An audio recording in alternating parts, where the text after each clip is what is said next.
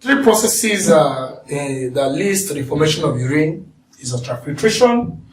Just like in the last objective, I told you that ultrafiltration simply means filtration at high pressure. Because the blood, the substance is flowing from the heart via the blood to the kidney, comes to the nephron of the kidney via a high pressure. So that high pressure aids filtration.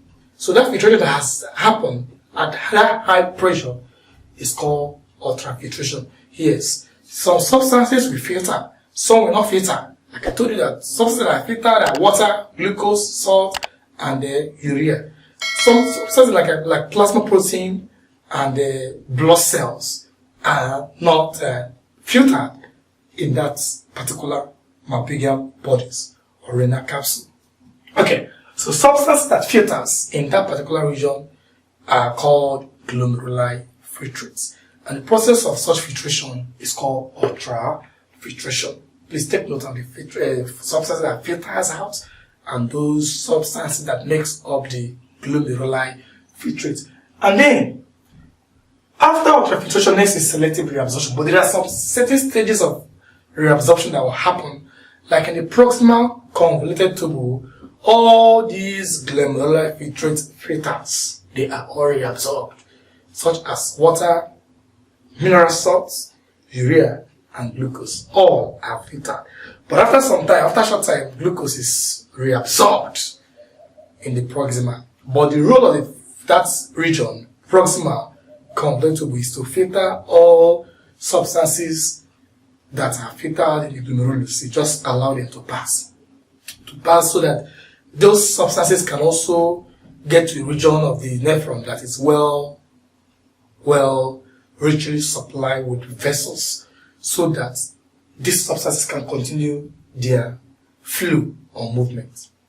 Then, after that proximal, the next region of the nephron is the Henle's loop or loop of Henle. Yes, in the loop of Henle, there is a deep loop, U2, very big. Most water, because water molecule happens to be, that is a mammal. That's why we're discussing mammalian kidney. A mammal with long loop of Henle, in that particular region, water which happens to be more in volume is reabsorbed in that region. Okay, but that reabsorption is not regarded as selective reabsorption. It becomes selective reabsorption if it is needed back to the body. The body can still take that water should need arise. Okay, one of the needs that may arise in the movement or backflow of that water to the body is if there is high osmotic pressure. Yes, high osmotic pressure will trigger a hormone called antidiuretic hormone, in short form called ADH, which calls for more water to be reabsorbed from that region. As the walls are permeable, the permeability of those walls will allow the inflow of water back in that state. That is referred to as selective reabsorption. There are various other regions where selective reabsorption also takes place. Like in distal, there is selective reabsorption of some mineral salts, like sodium ion, that are needed for sodium pump or potassium pump in the axon. At that point, sodium is reabsorbed in the distal. Okay, and like I said, that not all the water in the tubule are reabsorbed. The remains of water there eventually will basically combine with remains of substances in the tube, which join together to become that urine. But that will happen after all selective reabsorption, which will take place in the proximal for selectively reabsorbing glucose, in the loop of Henle for selective reabsorption of water, in the distal for selective reabsorption of some water and mineral salt.